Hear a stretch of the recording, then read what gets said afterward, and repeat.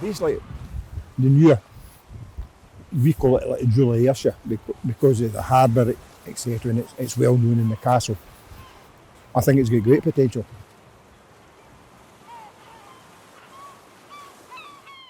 Bridging Digital is Erasmus-funded research projects. Within this framework that we have set out for the projects, we've got 2 sets of studies, and I have nominated the Dunure projects, which our students contributed to. I was interested in how to set community relationships.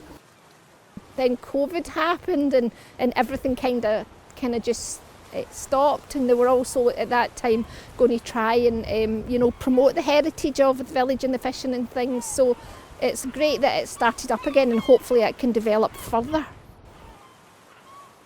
The idea was when this, if it's a success, and it would happen annually, we could also have music on it and make it an event to bring people into the village. And the place is mobbing, and I believe it or not, it is. It's unbelievable the amount of people that come, but they come and there's nothing there for them. So that's why we're trying to get a heritage centre.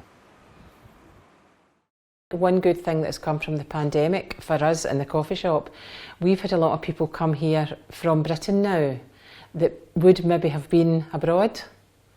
They've had to, because of circumstances, take their holidays in Britain. We're hoping that they continue to come, even when everything opens back up, that they'll remember this wee village and continue to come here.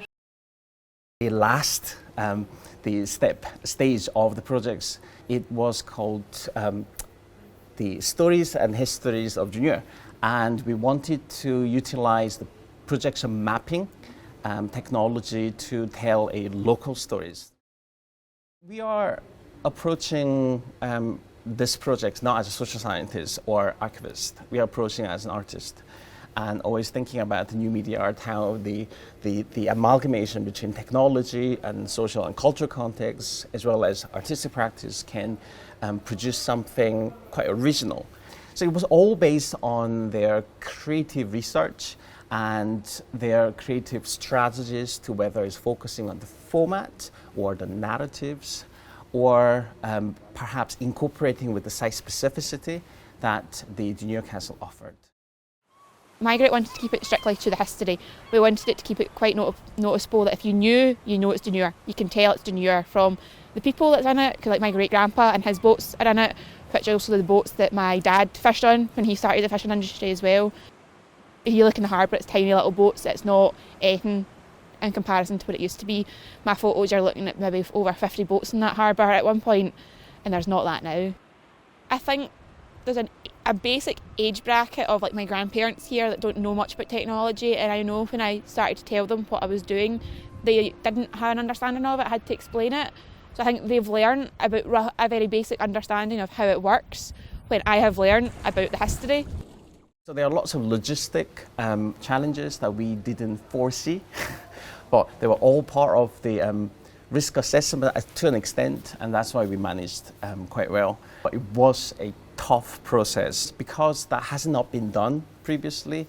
I didn't see what kind of textures that the castle was able to bring to those projection artworks, but also the sceneries, because I haven't been there at that time, at that kind of time of day. I think it's going to be really interesting to see it. I don't think really anything's been done in Dunure Castle like this before. It was used for different projects in film. I think it was an Outlander, but I don't think anything live for the village has ever happened like this before. So I think it'll be nice to see historic elements from the past being portrayed in image. COVID really affected it in the fact that this was all waiting to happen a couple of years ago, that we were actually the first to get it. So I think as long as they keep it growing, and I think the community would like it and like to see it, they like to be able to talk about positives within it. It was meant to be the projects that happens within 2019 and 2020, but due to the pandemic, so we didn't have that last final showcasing that we hoped. But we resumed it, but in fact we added additional project. So we are developing a digital archive website, and that will include all the previous works as well as the rationals and you will give any future researchers or anybody involved in the campaign to look at the great value that the village offers, but also the artist collaborations.